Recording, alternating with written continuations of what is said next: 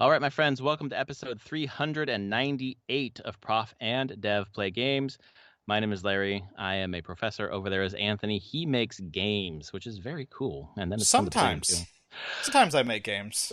He used to make games. uh, He is a last 4 days dev. I've been camping, not making games. That's true. You've been out in the wild. Although thinking about games. I think that's what a game developer always does, is thinking about game ideas. Okay, I was like, thinking about games. I do that. Yeah. I'm not a Think developer. about games I might want to make, or things Okay, that that's might not be me. interesting. Yeah, that's cool. Jotting down little notes that, who knows, one day I might do in a game jam. Very cool. But I saw such is life. I saw Astroneers on sale on the PlayStation Indies sale. It right was. We got some good featuring. We got that going on, the PlayStation Indies. And then there was like a kind of a revamp with Game Pass, because they're getting rid of Xbox games with gold. Yep, right. And just smushed it all together as Game Pass now, which is probably the correct choice. It's the right choice, exactly. Keep your brand okay and less confusing. But with Starfield coming out, they did like featuring of other space games. And Astroneer got prominent placement in the Game Pass app. Like, that's cool. Above the fold, kind of like. Yeah. Because Astroneer does very, very well on Game Pass. It's just kind of one of those consistent games on there, and they consistently want us to stay on it, so good. You're happy to oblige. Yes, pretty much. It's funny that they would want to rep or whatever, like push other space games. They don't want everyone playing their space game, but they seem to be doing okay. Starfield launched. Yeah. It was fairly positive. It launched to what I would expect a Bethesda game to launch as. Exactly. I should say a Bethesda game since Skyrim. Skyrim launched very well. I think it's sits in the Metacritic Open Critic of like high 90s. Mm-hmm. And everything since, well, they haven't done a ton since then, but like Fallout 4 was around 87 or so, which I think is where Starfield is falling. Starfield's 87, yeah. Mm-hmm. Yeah. And the pod... sorry, go ahead. It's roughly kind of in that vein. Yeah, and it's mainly positive. Like even, the IGN and GameSpot or whatever gave it 7s, but there's still positive stuff in there. And I've consumed so much podcast media in the last week about Starfield. I feel like I played the fucking game. Yeah. I watched a whole playthrough of it. Yeah, I've watched quite a few playthroughs as well.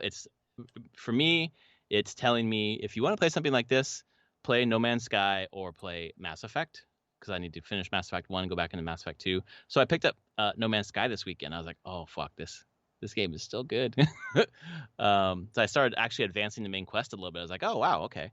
And they've changed some of the options where you can, it's like it's not even quality of life stuff, but it's like, you can have an easier time sprinting. You consume less materials. Like it's easier to find materials if you want. So kind of like breaking the game a little bit because like it's been out for 7 years. Like just go have fun. So that was cool. But I'm glad they're putting Astroneer out there. That's cool. Yeah. That's been really good. No Man's Sky has been weirdly watching an entire playthrough or most of someone's playthrough who's streaming Starfield. Mm-hmm. No Man's Sky and Starfield have very similar plots overall. Oh, like get the space artifacts to whatever. Kind of. It's not even space artifacts. It's like I guess spoilers for Starfield here, if you don't care, how the new game plusing works. Like, going into it. I mean, that's what No Man's Sky is if you follow the main quest, you go to a new galaxy. You start fresh. Like new, like that's what the game's No Man's Sky is all about, is this like multiverse kind of thing. And I'm like, and watching the playthrough Star Wars, I was like, this is No Man's Sky with more writing. It's very much like you don't have the exploration of No Man's Sky. It's got like the story based thing with zero exploration or negative exploration. But some people like that. Mm. Yeah, and then watching it a lot.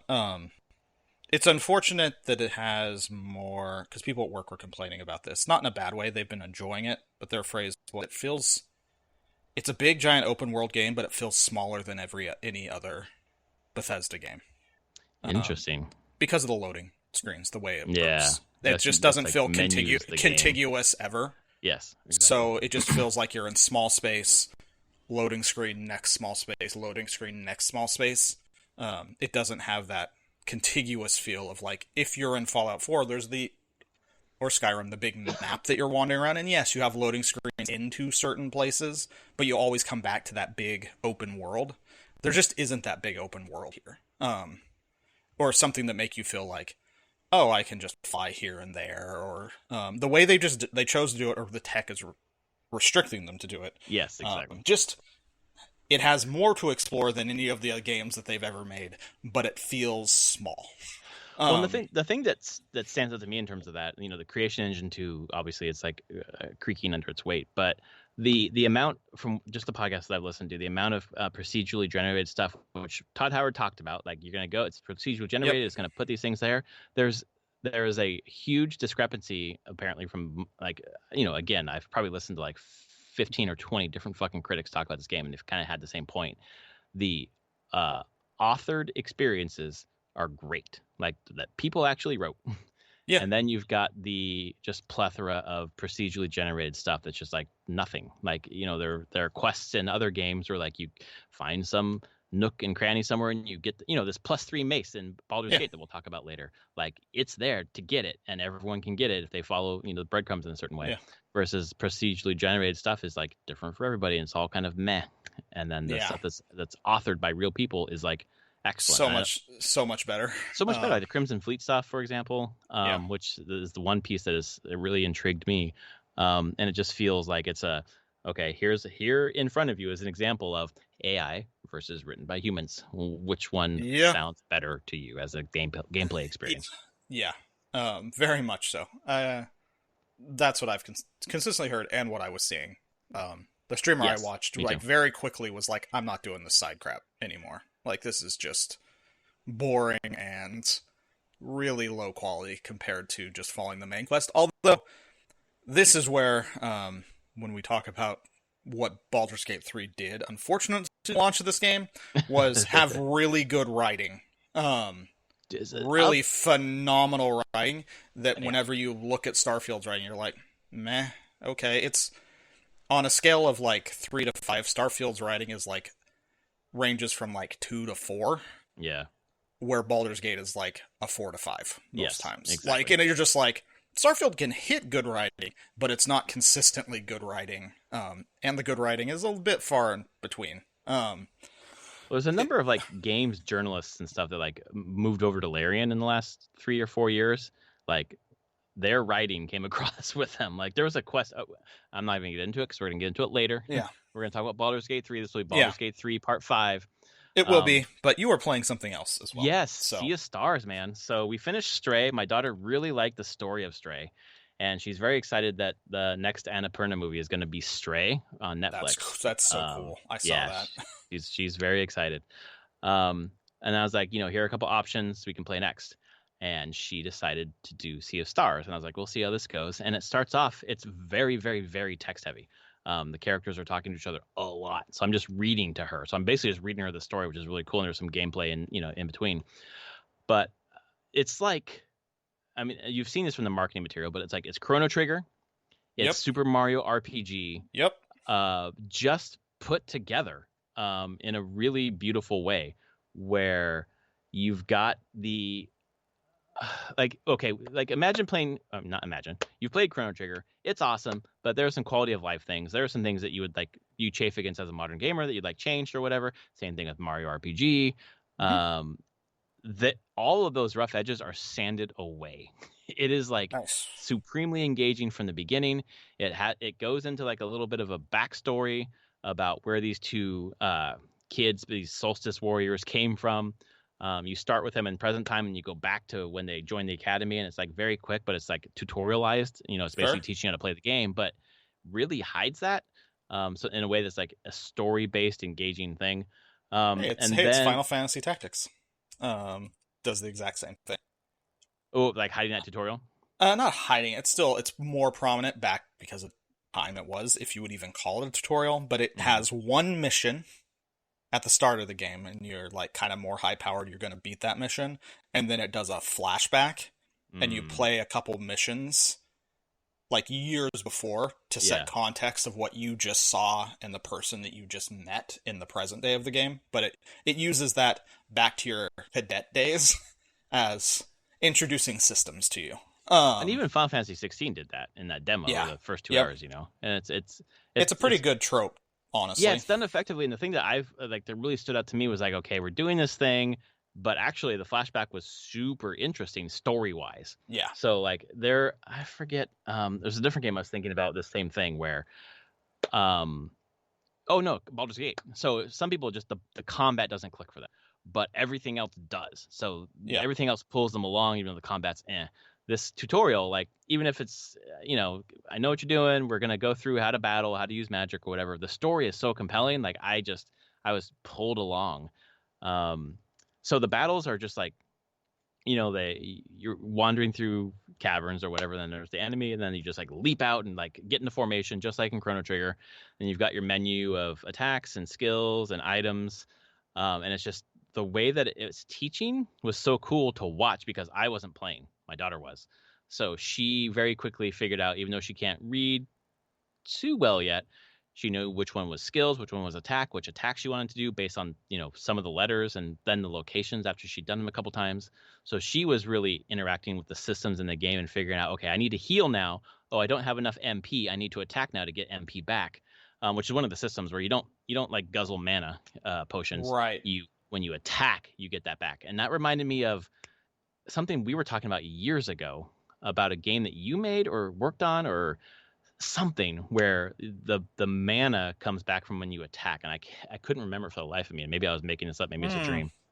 But it's a really cool it reduces the friction of managing, okay, take a turn to drink a potion. No, actually I get the thing I need for my magic attacks later by physically attacking now. Sure. And then it has timing, like Super Mario RPG, where when you attack, you jump or you hit A when the attack lands, and you can either do more damage or do a double attack or whatever. So it was that system's in place. And then one of the characters that my daughter chose to be the main character is the girl character. She has moon magic, and she throws a moonerang, which is basically her staff is a boomerang. Okay. And when it hits the enemy and bounces back to you, you have to hit A again to bounce it back to the enemy. It's like in Wind Waker where you're hitting the ball back to the Phantom Ganon over and over again kind of thing. Just boom, boom, boom, boom, boom. So there's like that whole almost a mini game activity inside of the battle that just keeps keeps it engaging, keeps it fresh. Nice. The fucking art is unbelievable. I don't think I've seen a pixel game that looks this good. It has like a layer of, I can't even describe it, like brightness or shine or something that like it's standard pixel, and then they've added some detail to it that just makes it pop. It is so beautiful to watch, while still kind of really holding on to that Final Fantasy VI Chrono Trigger kind of look. Uh-huh. The animations are maybe what does that, because the animations are so, imagine like a 30 frame animation. Several of those frames are something that's just a small detail that's there for like 2 or 3 frames, and it just makes it feel more alive. Nice. It stands out really, really well. But the story, man, is fucking great. And, all right. We're 2 hours in right now. It's a 30-hour game, so we're not too far. We're back to present time and moving forward. But the mix and match of party members right now, we have 2. We're about to have a third one who like basically cooks for food for you, can heal you and stuff like that. But also attacks, kind of like the cleric, but he's a cook. And it's so good. I'm really happy that my daughter's enjoying it and really into the story, but I'm also surprised. I shouldn't be surprised. It's fucking great. Like if we continue to play it and I get through at the end of the year, this is going to be in my top 5. It's nice. That fucking good. So if you love Chrono Trigger, Final Fantasy VI, and Super Mario RPG, man, this is like all 3 of them had an orgy, got together, here's the baby. And made something actually good with the parts. Really fucking good. It's like, wow. I mean, they sold 250,000 copies despite being on Game Pass and PS Plus for free. They got me because I'm like, I want to play this portable. That's why I bought it on Switch, even though I have those 2 subscription services. I want to play it on Switch. And I've heard the music is incredible as well. The music is so good. It's Ben Brown, but also it's Eric W. Brown. Eric W. Brown, thank you. And then I know this is how I knew about it. Did they Kickstarter this game? They did. Mm-hmm. They did, and one of the things was if they reached a certain thresholds, they would get Yasunori Mitsuda, who did Chrono Trigger's music, man, he's done a ton of games. Like recently, he's done Xenoblade Chronicles 3 and all those. Mm-hmm. That's his jam. He did the music for Xenogears back in the day, Chrono Cross, Chrono Trigger. He did some stuff on Smash Brothers Brawl. Oh wow, like he is incredibly well known, incredibly diverse all throughout. But I saw they got him to do some tracks for the game as well. It is like a boss battle. He does an overworld theme, a couple other the main theme, and I don't know if it's Mitsuda or if it's someone else, but the main theme when you're just going around the overworld is like just gets in your head immediately. It's fucking, you're gonna love it. I'm sure whenever I will. Get to it, whenever you get to it, one day when you get to it, you're gonna love it. By the end of the year, that's my plan, because I want to check this one out for potential game of the year, or where it will fall. Exactly. It looks exactly Baldur's Gate 3 for the third time. Yeah, pretty much. It's got to be something else in the top 5. Yeah, you're like Baldur's Gate 3, Baldur's Gate 3, Zelda's in there somewhere, Baldur's Gate 3, and Baldur's Gate 3. Gate 3, exactly. But yeah, that's it. Looks incredible. And there's so many ways that it could have fallen apart when you try to combine all the, like, looking at the nostalgia of the games it's based on, being like taking the wrong lessons from them. But clearly, it has the developers have chosen the right lessons to move forward with, and like, really focus on the core parts, but then also make it their own, not just rest on the laurels of being like, look, it's like an homage to Chrono Trigger. It's like, well, it kind of is, but it's our own thing and our own mix. And clearly, they understand what they're doing and trying to do. Well, that's the thing that comes across, and I'm really impressed by. Like, they revere those 3 games specifically: Super Mario RPG, Final Fantasy VI, and Chrono Trigger. And they could have just aped them all, but they just said, how can we do them better? Like, yeah, that's kind of bold.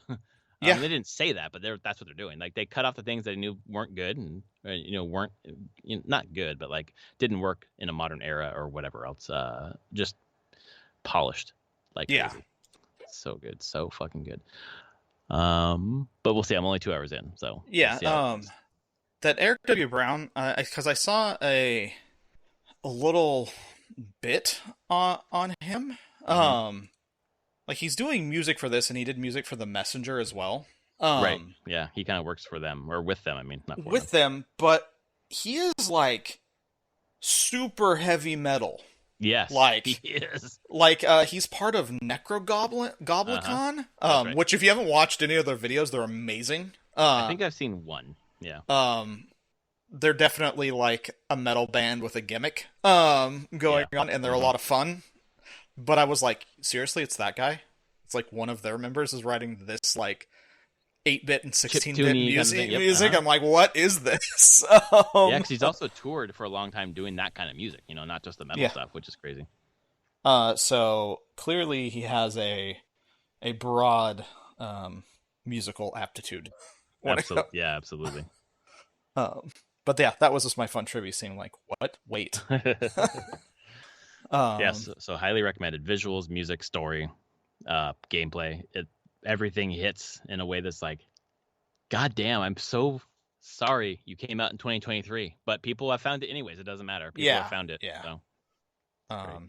That's awesome. Yeah, I look forward to playing it. After I finish Baldur's Gate 3 for a second time, and maybe a third time. We'll see. Yeah, where are you in your second playthrough? I finished Act 2. Well, I haven't moved to Act 3. I have to go back to my camp and do final conversations. Oh, okay. That's where I got to Wednesday night before I went camping. But I finished Moonrise Tower, finished the whole climactic events of Act 2, and I am ready to go into Act 3. And who's your party again? Gale still your ranger? Gale's still in there. Wizard. Me playing a Gloomstalker rogue ranger build. Lizelle fighter, champion fighter, and then Shadowheart as cleric, because I need a healer. For sure. And I didn't bring in Halsin to be my healer. I don't know if I want a druid healer or not, but I'll make that choice now, because I have Halsin and Jaheira. Oh, nice. And this playthrough. But I do want to do another playthrough where I'm playing as a cleric, so I'm not going to have Shadowheart. I might just kill Shadowheart. We'll see. After rolling with her for 2 full fucking playthroughs. I know. I guess it's time to go away. I will be the cleric now. Look at me. I'm the cleric now. And then I want to do that, and I actually want to recruit Minthara. Oh shit! That. I want it. I don't want it to be pure evil. I want to try the way of doing it that keeps Will and Karlach in the party, because I want to roll with Will as well. Yeah, so Will's fun. It would be Will, Minthara, me as a cleric, and then probably Astarion, because I need a rogue. Oh fuck! Good luck keeping Will, man. Good luck. We'll see. It's possible, I'm sure, but that's. I want to try. I want to see if I can make that work. Because I haven't rolled with Will at all in both of these playthroughs. Interesting. Because I'm rolling with Gale as my spellcaster here. Yeah, I've got him and Will together right now. I mean, I've had him for the whole time, really. Gale's fucking story is getting wild, and I'm still in it. Correct. Holy fuck! I met Elminster on the way out and toward the Shadowlands. I'm just trying to clean up the mountains. I had gotten to the top of the temple, and there were the eagles, and I was like, oh, I don't want to kill these eagles. I just talked to them, and I was like, there's like a sledgehammer in their nest. I was roaming around, and I found a blue jay who was like, those fucking dick eagles took my nest. Yep. It's like, okay, I think I need that hammer, because I honestly thought I needed that hammer to break the stained glass thing in the floor. I was trying everything to fucking break it. And I was like, I just need the sledgehammer to break it. And then I started to piece together the pedestals nearby and what you learn when you're looking at the pedestals. So then I just put the weapons where they need to go. And if I had a mace, I bought a mace from deeper in the creche and just threw it up there. And then all of a sudden I have a note, and that's all I have right now, but I'm sure it'll lead somewhere. So in my first playthrough, I did not solve that puzzle. I just brute force picked open the thing where the note was. Oh, I just skipped all. I had no clue there was a puzzle. That was like a AC or DC 30 wall, wasn't it? Something like that. It was big, but I got it, and I was like, sure, I'll try. Let's see if I get it. And I got it, I think, at like a 31 or something like that. And I was like, I'm pretty sure it was 31. Cool. Yeah. Well, that's a neat note. I didn't even notice the puzzle there. Oh. Playthrough 2, I was like, oh, there's a puzzle. Yep. It took me a long time. I was like, I just got to break this thing. I'm a fighter. I'm going to break this thing. I keep coming back to, God, I want to solve more things by not fighting. I want to I was like, wait a second. I'm a fighter. That's what this is. So next playthrough will be a bar. Correct. Yes. It defaults to that a lot because I'm using intimidation in a fighter, So it is what it is. That is one thing the game does really well, is depending on what you're playing, it feels somewhat like a different game. Not completely, but it definitely has. They've had enough content that if depending on the class and race you're playing, it will feel different as you move through the game. You're not constantly doing different things. It just feels different because of the way that people treat you and options that you get. That's the thing that's so impressive to me, and it will be more impressive when I do it again with a different character. But it is really like a GM who's like, okay, you're playing a fighter. We're going to give you a little bit more of a flavor of a fighter in some of these things that I tell you and the options that you have. I play as Will too, as my face. So sometimes I'm playing as him, but it's mainly he's talked me through a couple of things that then I get into a dialogue where it's like, not him. It defaults to my character. I was like, well, fuck, no more talkie. People have said that playing Karlach as your signature character, just starting as her, is real interesting. I would love to do that. It replaces the narrator a chunk of the time with her thoughts. She starts narrating her thoughts. Oh my god, that is very fucking cool. And I'm very curious about that. And said some of the dialogue choices are just like chef kiss. Oh man, she's probably my favorite character, and I barely interact with her. I'm saving her for another playthrough, and maybe I'll play as her. That sounds amazing. Isn't it crazy when we just talk about another playthrough of this? Everything that I do, I'm like, okay, next time I play, I'm not going to fuck that up. I'm not going to do it that way. It's the game is ridiculous like that, and I can't believe I'm even I'm taking at least sparse back of the mind thoughts on like, okay, third playthrough, I want to do it this way. I want to see what happens. I'm like, would I really play this through a third time? And I might. Oh yes, you will. 100% you will. Immediately, I don't know about that, but I know. I don't know. But I'm like, man, there's just so much to explore. But for you, you made it into the creche. Yep. How did that go without Lae'zel? It was honestly fine. I had transformed Shadowheart into a GIF just in case I needed that, and it really didn't do much. So I just kept talking with my mostly with Will, and they were like, actually, it worked because of Will. So the first interaction when I got into the creche, they're like, "Oh, it's Ithyaki or whatever they call you, the outsider. Why are you here?" And it's like a persuasion check to be like, "I'm here to warn the Inquisitor about the threat of the Illithid, the Mind Flayers, and whatever else." Like, and it was like a 16 or something like that, and I rolled it and got it. And they're like, "Okay, good luck convincing them. I know it's a threat, but they won't listen." And that was it. And then no one attacked me. I was walking through, and then there are certain situations that happened, like the probably my favorite part of the game so far is the I forget what it's called now, but the big fucking machine that you get put in. Oh yeah, your eye out. Yeah. So I tried to go straight rolls, tried to get it to pull it out of my head, and I succeeded. The first one, it was a 16. I succeeded the second one, it was a 17, and then the 18, I fucking failed, and the thing blew up. And then the doctor is like pissed, and she leaves, like, just angry at me, and I need to escape. So I choose to escape out the door she left, which was dumb because I run into fucking like I don't know 15 Githyanki, and it's just a fucking bloodbath. And then I met the lady outside earlier about the egg. So I had her pay me ahead of time for the egg, and I don't have Lae'zel. If I have Lae'zel, I probably won't steal the egg. But I'm like, I have Shadowheart. She's either gonna crush it or sell it to see if the Gith will change their nature. I almost crushed it because I had Shadowheart was the one who went over to get it because she got some boots from someone who died that could walk across acid. But then I kept it and sold it. So we'll see how that plays out. That could play out very poorly. I in my head canon, she's like almost crushes it, and then she's like, you know what? That lady out there is awful. I don't like the GIF. So putting them together, they're gonna fucking kill each other. Perfect. I'm just setting a time bomb out there, which is hilarious because then I walked into Elminster. But before we get to that part, what did you do with the egg thing? Did you find the person who said, "Hey, I want you to get me an egg"? First playthrough, wasn't using Lae'zel on my party, stole the egg. I same as you, playing a bard, totally got paid up front. Screw this crap. I can talk my way through this. Yep. Got the egg. I convinced the person watching over the egg that they should just give it to me because it's not hatching, and they're just going to have to kill it anyway.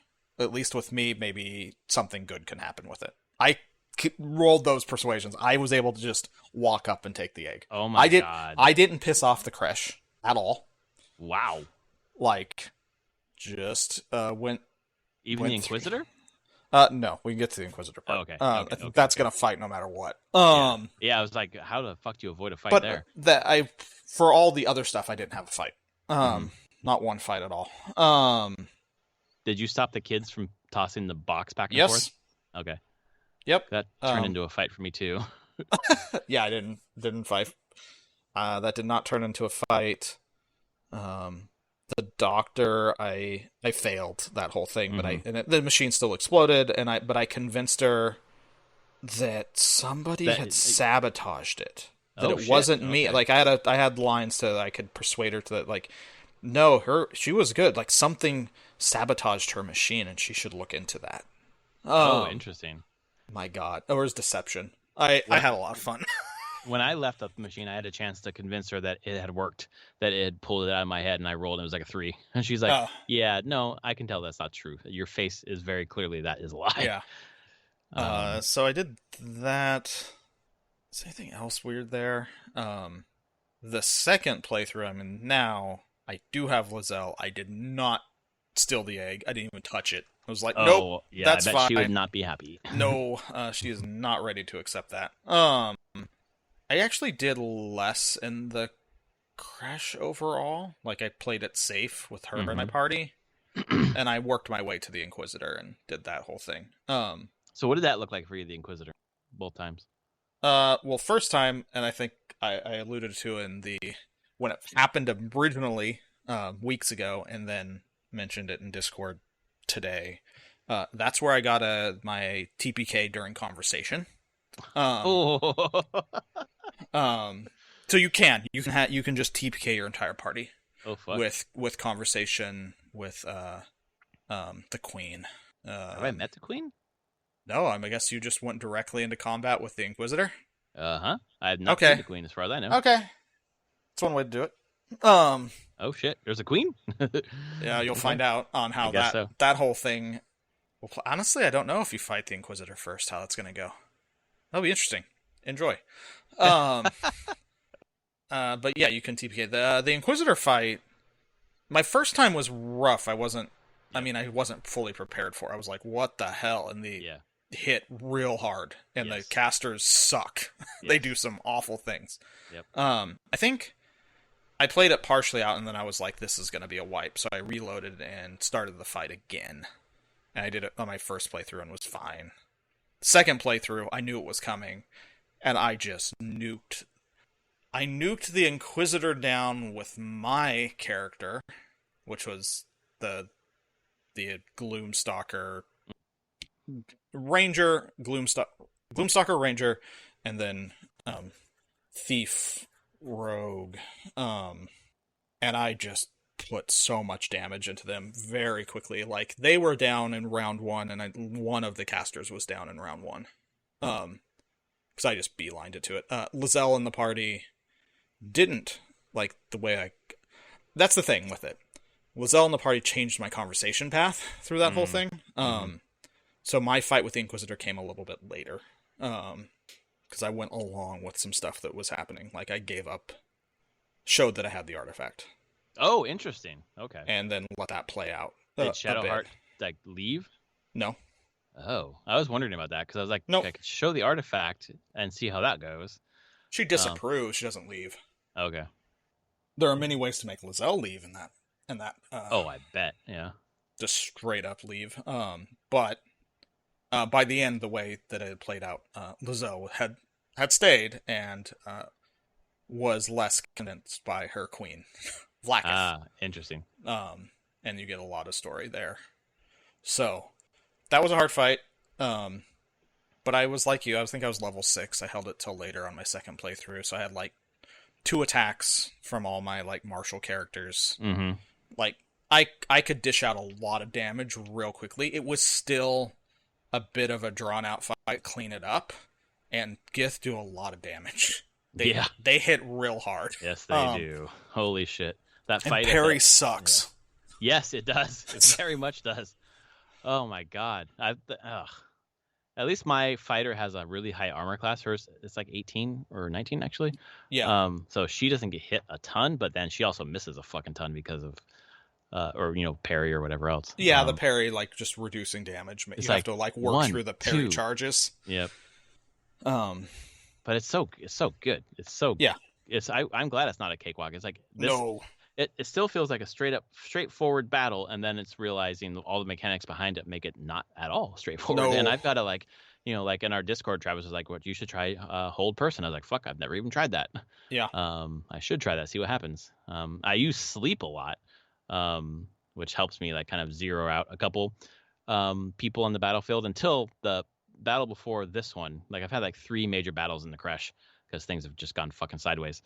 And I put several people to sleep, and then the fucking AI on their turn just come in and push their people and wake them up. And I was like, God damn, genius. And you'll get to the point where like sleep falls off pretty hard because it's all HP based, and HPs start going real too high. And that's just like the tabletop as well. Sleep is good in early levels, and then doesn't scale. Yeah. Hold person, hold monster, polymorph start becoming your key like crowd control. Okay, because that's what Gale's doing for me. Besides dropping a fucking fireball on people's fireballs all the time. Who needs crowd control when you just rain fire from the sky? Yeah, I somehow pushed them all together, and then I just dropped a fucking fireball. I went back and respec'd Will after you talked about how to make Eldritch Blast better. And yeah, that was the right decision. Just fucking launches people. Yeah. It's really sad to say, but I'm like, man, 5th edition Warlocks are very, to me, feel very one note. It's like, no, they get the best cantrip in the game, make it real good, use it. Yeah, I mean, you can have some slight variation, but man, if you're not making the best use of Eldritch Blast, you're missing out on like the key part of a Warlock. You're doing Warlock wrong, and then you end up not using a lot of their stuff that they have, which sort of sucks. It does, and that's the kind of from the tabletop as well. I'm hoping they've improved that in the next edition of D&D. Make other things enticing, yeah. Just gives some more what feels like compelling or equivalent options of being like, oh, all right, I don't have to feel like I need to do this all the time, or I'm making suboptimal choices. Even if they're suboptimal, make them fun and useful. Man, yeah. So did you finish that fight? The Inquisitor? Yeah. No, I did it once. I did it once. You haven't done it again. And then wiped, and it was bedtime. I was like, I gotta go to bed. Okay. I so you haven't done it again. All right. No, I'm gonna do it right after the podcast. I'm gonna try Charm Person or Hold Person. I mean, and see if that does anything for me. Charm is also very good if you have that on anybody. I do have Charm. Yeah, I have Charm as well on Will. No, on Gale. Gale, that's great. Yeah, I gotta like start thinking about like non-offensive stuff. Obviously offensive stuff. Yeah. Obviously with Shadowheart, that's mainly I don't use offense with her. I'm fucking charming people, or not charming, blessing or feigning or spirit guardian, which fucking owns. Just walk right into a group of people and fucking knock them all down. What level do you have fireball? So you have 3rd level spell slots? Yes. Haste is really good. You know what? I need to get haste on somebody, and I don't. Gale can eventually get it, or you can learn it from a scroll. Because have you done that with Gale, where you could I have. I have learned stuff. And so if you get a scroll of haste, you can learn it there. You know what's funny about the learning thing? I guess I don't understand like the numbers on the sides, like 50, 100, 150. Cost in terms of money, gold, or gold. Oh, okay. I was like, that's gold. Yeah, that's a really cool way to kind of like magical items, and then those scrolls are a nice way to learn shit. Mm-hmm. Yeah, the scroll thing is directly from tabletop.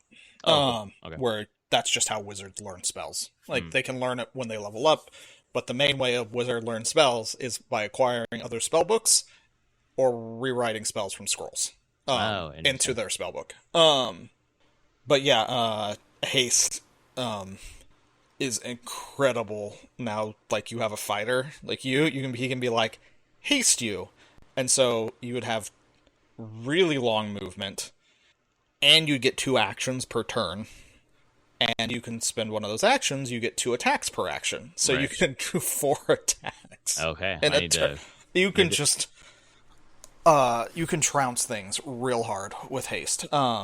Might need to add it to my wheel. Find it somewhere. I think I have it. In fact, I think I was probably a dumbass and used it before he learned it, but maybe not. If you use a scroll to learn it, does the scroll go away? Yes.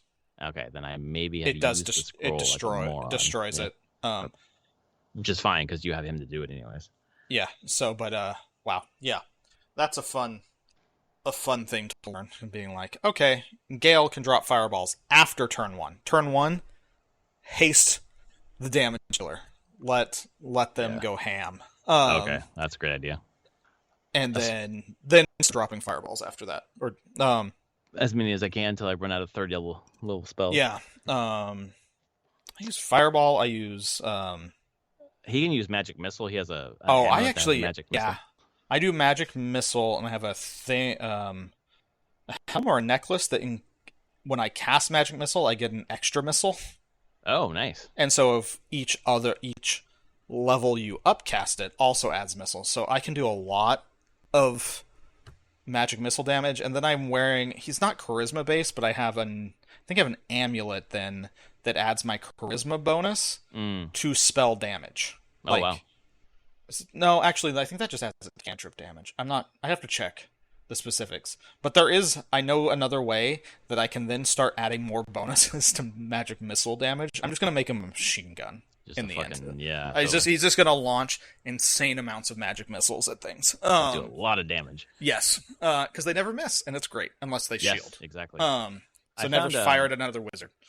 I found a couple of items that give like set your charisma at 17. Yep. Or whatever. I was like, oh fuck yeah, okay. Yep. So I've been throwing those on people that don't have that naturally, and it's been going. It's better. a great choice. There's stuff for that. There's things that set your deck. There's gloves that set your dexterity to 18. Yeah, I actually believe I have those gloves. Those great. They're great. They're really good. There's later stuff that I think set most of your stats. There's something that can set strength. There's a bunch of elixirs that will set strength to different values. Mm-hmm. So there's a lot of build options. I will get to that. The game that why playing through it is a lot of fun a second time is because playing different classes and builds and having different characters, you seek out and use different items. And there always feels like there's items for any way you want to play. Which has been a ton of fun. Last week I talked about how, having fun running around and exploring or whatever, but like the story hasn't really advanced. Now it has with Gale. Yes. We'll get back to Gale. Finding elements, and he's like, Mistra says you can redeem yourself or make amends by basically blowing yourself up in the presence of the Absolute and taking them out. That orb in your chest, I will stabilize it for you to set yourself off like a nuke. Yep. Yeah, so I'm just like, now I have on my scroll wheel, because I'm playing with a controller, not the keyboard. Yeah. It added basically the nuke option, the Netherese orb. Yep. It's like, fuck, that's a one time and done action. Yes. You'd get rid of Gale in a big giant explosion if you want to. I guess I'll wait for the right time for that. Yeah. If I get all the big bad guys together in one room, maybe I'll send them in there fucking Nick Andros style and fucking blow shit up. That's from the stand. Happens. So, I don't know. Yeah. What did you... No, this is your first time with Gale, so you haven't... No, past the point where I would use it. You are? And I saved, and I did use it. And you did use it? And I wanted to see what happened. Yeah. At the big opportune time. Because there is if you don't use it naturally, there's a conversation, like a dialogue option when you can use it. Okay. I got an ending. God, okay. So that means... So it's the ending that speedrunners go for. Oh, you got an ending. Yeah, credits. What the fuck? I thought... wait, on your second playthrough? Yeah, I mean, I'm not done with it. I reloaded. I just wanted to see what would happen. Oh, fuck. But it's credits. You can get credits. You can end the game in Act 2? Yes. And get full-on credits. Oh, shit, man. Yeah. That's wild. Because you could have, that could be, there's my canon playthrough, and then if I want to play through again, then I get to go to Act 3 eventually. Yeah. Wow. God. They commit to that. They commit to it's so hard that they cut off an entire act that they spend a ton of fucking time on. Yep. Wow. Because you decided to make those choices. Wow. Okay. So the narration for that ending is kind of hilarious. Oh my god. That means the Absolute is in Act 2. I was thinking it was an Act 3 in the game thing. Or maybe just 2. Who knows? I don't want to explain that whole thing. Like you I will just say more than anything, you just don't know the full story yet. I definitely don't. You doing the Crush fight and the Inquisitor stuff will be learning a lot of other elements of the story. Yeah, I've learned a little bit now where it's like, give me the artifacts so we can stop the fucking mind flayers. Like, that's probably a pretty good fucking idea. Maybe I should give this to you. But I love Shadowheart. I think rationally, maybe I don't know. Fuck, I don't know, man. That's a hard choice. I didn't do it. I kept it, but I don't know the whole story. So you don't yet, but you'll be learning, and it'll be good. But yeah, you're real close to Act 2. Like you you finish the Crash. Like you don't even have to do the Crash if you don't want to, but you'll finish the Crash, and then I think you're on to Act 2. You can just progress into Act 2, whichever direction you want to go. Because I could have walked through the Underdark to Act 2 and not even done any of the Mountain Pass. But Mountain Pass is kind of fun. The temple is really, really a cool encounter. It really is. That was There's a ton of shit there. Yes, and you want your +3 mace. I want that fucking mace. So I guess I got the clue, and I have like a fucking badge or whatever from that behind that wall. And I use that somewhere, I bet. but I hope it's obvious. How obvious is it? What's next, or is it part of the main story? What was the clue? What did it? I have to go back and read it. I don't remember. And it kind of goes into your quest log as well. Yes, it does. Mm-hmm. It's like the blood of Lythander. Yeah. So there is. I mean, it's not. I wouldn't say it's completely obvious. If you explore, you're pretty good. You'll notice a small little puzzle that will unlock the path. Okay. Because it's not straightforward. There's still more you have to do to get to the mace. Like, there's more challenges beyond just like, oh, I found the path to start getting to the mace. But is it related to the Inquisitor at all? In that, what I mean is, I'm going to do this Inquisitor fight. Does it open up the area where I might find the puzzle, the path? Or is it like in a different... Oh, okay. Yes. Cool. Because I was like, do I leave him and go look somewhere else and get the fucking mace to come back? It's that room. It's that room that you're in. Okay. It kind of is you'll need to explore that room and solve some puzzles and stuff Sounds good. Okay. To continue along. But you do have to deal with the Inquisitor to progress through this point. And I don't think there's any way not to fight this person. I assume if I give them the artifact, we're still fighting. So, think. Yeah. I wouldn't be surprised if there's a way not to fight. I just haven't found it. Yeah. And I'm trying to think if I can't.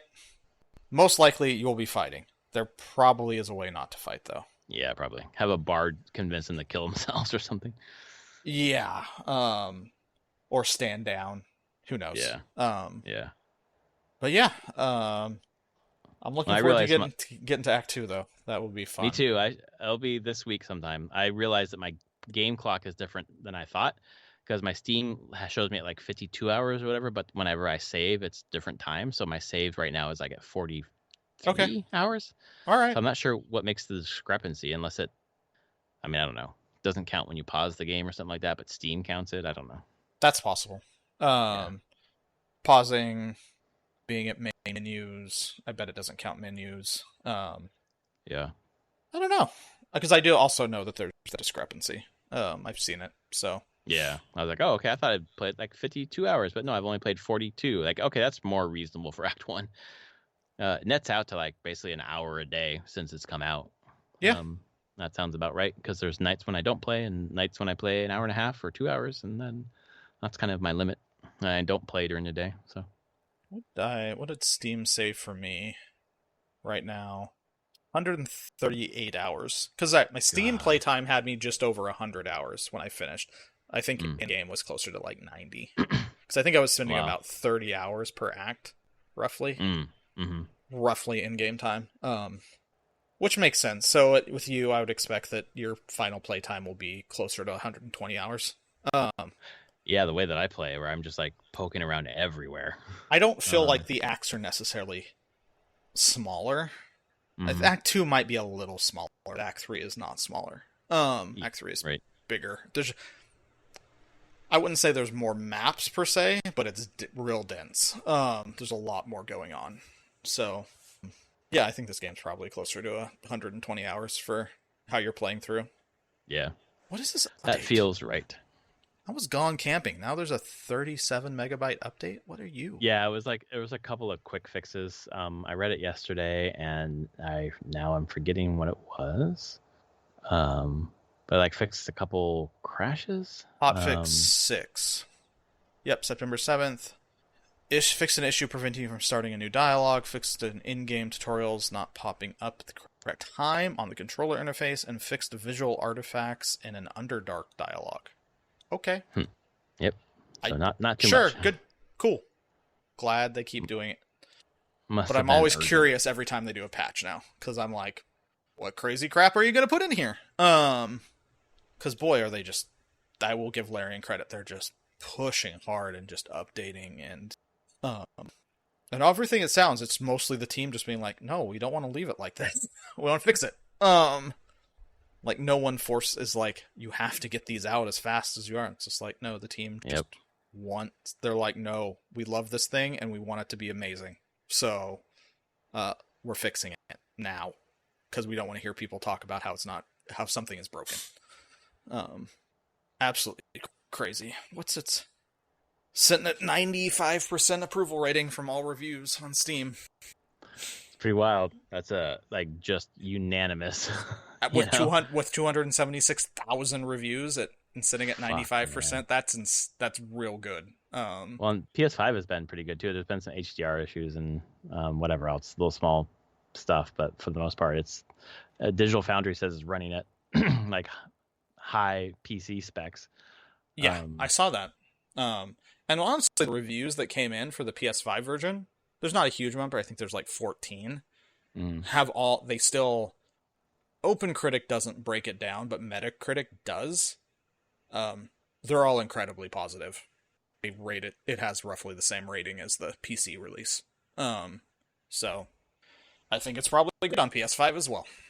Just can't run it at ultra settings, but sure, it still looks fine. Well, I just hook up my gaming laptop to the TV. It's like I could just buy it on PS5 and just play natively there. But I'm like, nah, I don't need to double dip. It's working just fine on my PC right now. Yeah, well, I don't know. I don't think I will, but we'll see. Well, you have a stream friend coming. I know. I honestly have thought about that. I'm like, Baldur's Gate on a and it has cross saves. It does, yes. Like you could just be playing it wherever you want. Yep, it's true. If you're at your PC, you can just be playing it there, and you can stop, and then you can just fire it up on the PS5 if you're there, or you can stream it through the little handheld thing. It's true. I bought myself a little bonus for all the good work I've done and monetary compensation I've gotten for that good work. You've bought stupider things in your life. I definitely have. This one will be awesome. Like it's stupid because I have this huge ass TV now, and I love playing on that TV. But it will be nice to have some PS5 games just like right there when the TV's being used. Yeah. So, but very cool. God, I love Baldur's Gate 3. Oh God, it's good. I'm waiting for it to just die off my enthusiasm for it, but it just hasn't. Like I'm just like I love hearing people talk about it, what they're experiencing. The subreddits have been a ton of fun with the BG3 subreddit, and there's BG3 builds. Oh, and cool. Boy, have people have just made and just discussed like crazy builds with different items, or people go post there. Like someone wants, then their friends want to do a playthrough where they all play the exact same class and build. And how could they do that? And people were like really discussing, well, what classes would be good for that if everyone was exactly the same. And how you could split items across your 4 players. Right. To maximize stuff, because you'd be competing for items in that regard. But I was like, that's a neat thing. If I ever did a multiplayer one, there would be like, you could RP as like all paladins. Different types of paladins, but you're like an order of paladins. Oh, that's cool. Or order of monks would make a fun time with that, where you're all just play different types of monks, and you can multi-class and do stuff, but you're like, you kind of make your own little RP going into the world, where you're all using your own characters. I would love to play multiplayer of this game eventually. Just the way that I play is so fucking slow that would be maddening for everybody else. Yeah, you'd be the one that they'd have Withers shove you in the trunk. So you can continue playing. Yeah, we're gonna hire someone for you. We're gonna get an NPC for you. But yeah, boy, so good. Oh my God, it's a good game. Well, we've done 5 podcasts so far, and I'm sure we're gonna do another one. However, and I'm calling this week, there will be a Nintendo Direct, and we are going to talk about it next week. It is going to happen, and we're going to be very happy. Isn't there supposed the PlayStation one? There should be a PlayStation one that's been rumored at some point here. Yes, both of them. Yep. And I expect a Nintendo one, but we just had the Wonder Direct. We did. So I'd probably wait a little bit longer on the. That's why I think they're going to have one, because they got Wonder out of the way so that they don't have to put any of that in this. It's going to be all about next year. This week is going to happen. I'm not going to make a bet because I actually owe you $10 for not being able to play Zelda. I owe you a Steam card for $10 because you can't play Zelda in Tears of the Kingdom, and I was fucking wrong, sadly. Oh, that's true. That's true.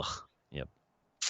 Well, all right, this was episode 398 of Prof and Dev Play Games. If you like us, please play Baldur's Gate 3. Yes. You don't have to rate us or anything. Just fucking play Baldur's Gate 3 so you can put up with these fucking podcasts a month and a half straight of just the same game. But we've never done that. No, I mean, it's something. Exceptional. This game is quite exceptional.